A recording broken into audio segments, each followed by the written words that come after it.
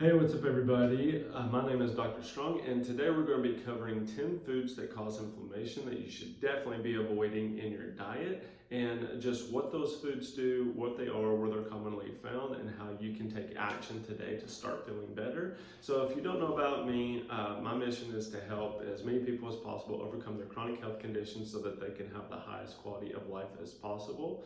So if you sound like somebody who could benefit from that, please hit the like and subscribe button. Share this with your family and friends. Education is power, and my goal is to educate you all to the best ability and just what I've learned over the years of working with thousands of patients and then also my own health journey as well.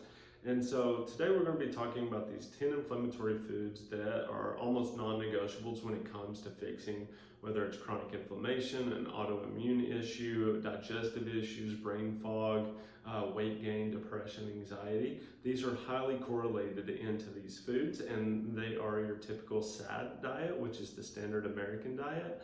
And so if you know this information, then hopefully you will take more action on how to prevent these foods from getting in your diet, and that way I can achieve my goal of helping more people. So if you need more guidance, in the description below, I'm going to give you a free resource. It's a 14-day free autoimmune protocol that I use for a lot of my patients that are struggling with, the chronic inflammation, maybe a thyroid disease, maybe they have chronic digestive issues, maybe they have chronic brain fog, chronic fatigue, whatever it may be. And it's something that I've seen really good results with, and I want to share that with you. Has your grocery list, daily meal plans, what you should eat, what to avoid. Basically, it has everything that you need in order to get started and try to give you a little jump start. And everything's laid out for you, even your grocery list from week to week. So go ahead and grab that if you're interested.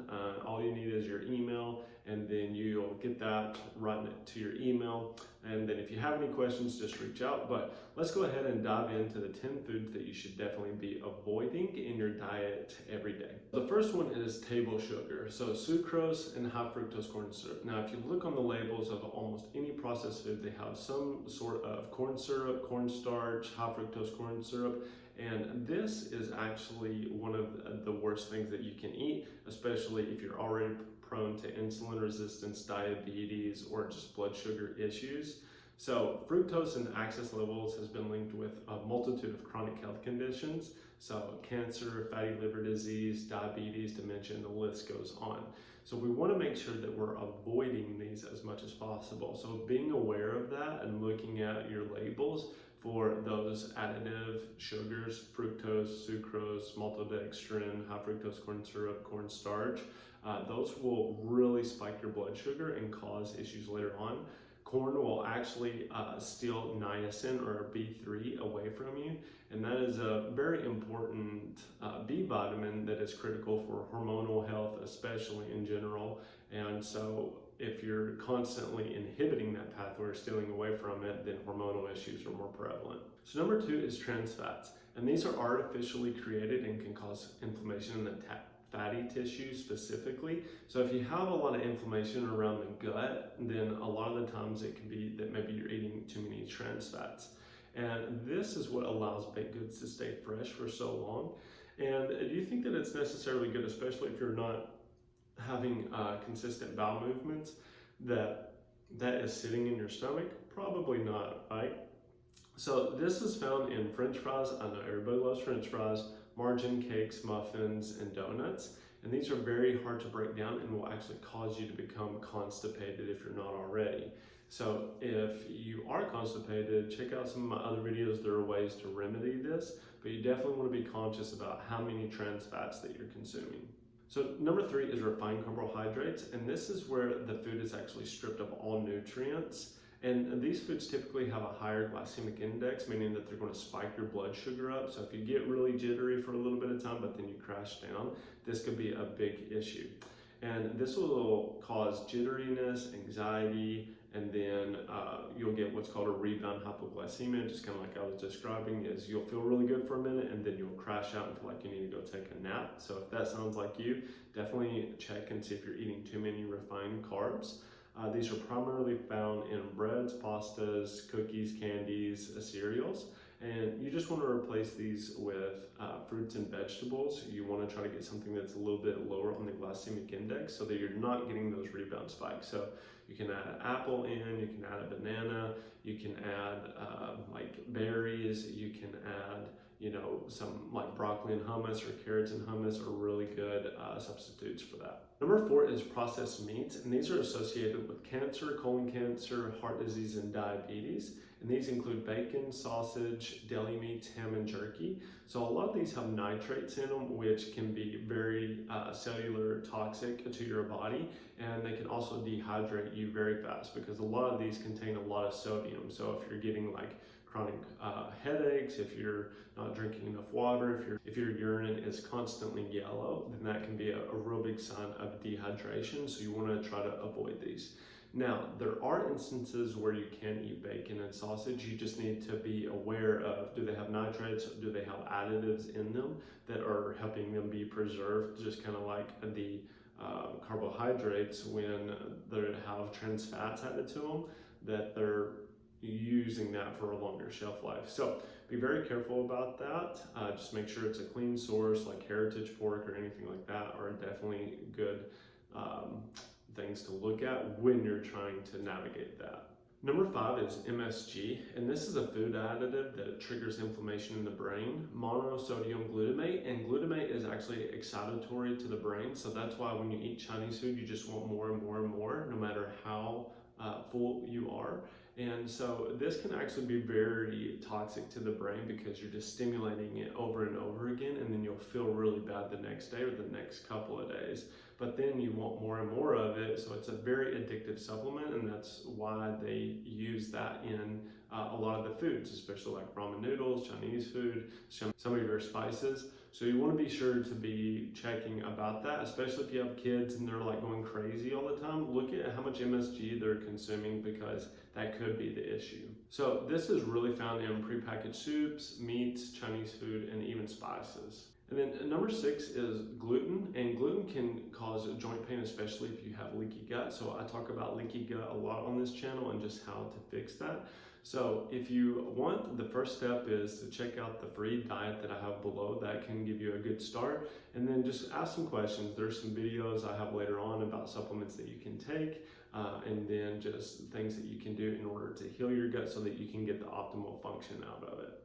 So gluten is found in mostly wheat, rye, and barley products. Even if the products say that they're gluten-free, still be cautious of it because sometimes they'll sneak it in the actual ingredients list. So make sure that you're looking at the actual ingredients list and not just taking what they say on the front label. And then number 7 is aspartame. Is a sweetener that has no calories, and that's why they use it a lot. But there are a lot of studies that show that this is the body is identifying this as a foreign substance and causing an autoimmune reaction. So if you're drinking a lot of soda drinks, or you're using it in a lot of your sweets when you're baking them, and you're having autoimmune type issues, you definitely want to look at how much aspartame you're consuming, because that could be causing an autoimmune response that you're having and you just can't get rid of. So be very cautious about how much aspartame you're consuming. Number 8 is casein, and casein is found in dairy products, and it is a protein that is used that is slowly digested over time. So a lot of people use it from the bodybuilding perspective, but it can cause bloating and digestive problems due to it being just a dairy product. So dairy is something that you definitely want to avoid. If you are going to drink dairy, A2 protein is the type of dairy that you want to get because it's easily digested. And then you also want to make sure that if you are lactose intolerant, you're taking some type of enzyme to help you break that down. I would recommend that you do an almond milk, a cashew milk, or an oat milk or something like that in order to avoid that response to dairy.